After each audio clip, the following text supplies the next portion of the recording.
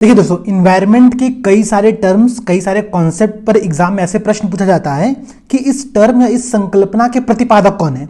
आइए मैं आप लोगों को 1 मिनट के शॉर्ट में वो सारे टर्म्स यहां पर याद करा देता हूं। ठीक है, मैं कुछ ट्रिक समझाऊंगा, याद करते चलना। पहले सबसे पहला जो यहाँ पे टर्म दिया गया वो है ग्रीन हाउस गैस। ध्यान समझिएगा आप लोग, ग्रीन हाउस गैस। अच्छा, बात लॉजिक समझो भाई। ग्रीन हाउस जो गैस होती है वो हमारे पर्यावरण में बहुत लंबे समय तक रहती है। कितने समय तक रहती है? एक आइडिया याद करने का कि 4 ईयर तक रहती है। ठीक है, तो जोसेफ फोरियर ये ग्रीन हाउस गैस की संकल्पना के प्रतिपादक है। ठीक है, इनका नाम आप लोगों को इस टर्म में याद रखना है। हॉट स्पॉट, भाई हॉट है, ठंडी में कोई चीज अगर हॉट है तो वो कैसी होती है? नॉर्मल होता है भाई, अच्छा लगता है ना हमको हॉट। इससे मगर ठंडा चीज हो, कोल्ड चीज हो तो नुकसान करेगा। तो हॉट स्पॉट के जनक कौन हो गए? नॉर्मल। हॉट क्या है? नॉर्मल है। ठीक है, तो नॉर्मन मायर्स आप लोग यहां पर याद करो। इकोसिस्टम, इकोसिस्टम के प्रतिपादक कौन है? एजी टाउंसले। इकोलॉजिकल ट्रांजिशन, पारिस्थितिकी संक्रमण की बात कर रहे हैं यहां पर, तो संक्रमण की बेनेट साहब हैं। ठीक है, बेनेट साहब संक्रमण के हैं, इस बात को ध्यान रखिएगा आप लोग।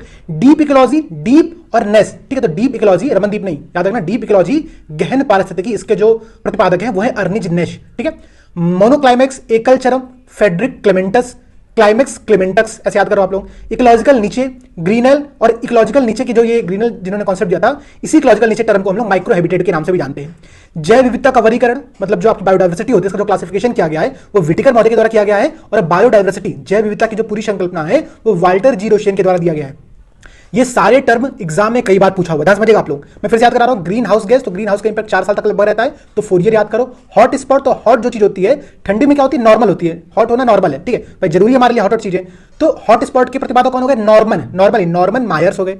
इकोसिस्टम, एजी टॉन्सले हो गए। इकोलॉजिकल ट्रांजिशन, पारिस्थितिकी संक्रमण, इसके बेनेट साहब हो गए। ठीक है, बोनट से याद करो आप लोग, बोनट ट्रांजिशन। ठीक है, डीप इकोलॉजी, तो नेश साहब हो गए, अर्निज नेश।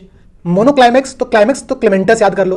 इकोलॉजिकल नीचे ग्रीनल साहब ने दिया था, इसी को हम लोग माइक्रो हैबिटेट के नाम से भी जानते हैं। और जैव विविधता, बायोडाइवर्सिटी, इसके जनक आप लोग के वाल्टर जी रोशियन है। और जैव विविधता का वर्गीकरण किसने किया, क्लासिफिकेशन किसने किया? तो विटिकर साहब ने किया। ये पूरी वीडियो अगर अच्छी लगी हो तो लाइक जरूर करिएगा, और कमेंट सेक्शन में आप लोग कुछ और टर्म्स जो आप लोगों को याद हो उसका नाम यहाँ पर बता दो। जय हिंद दोस्तों।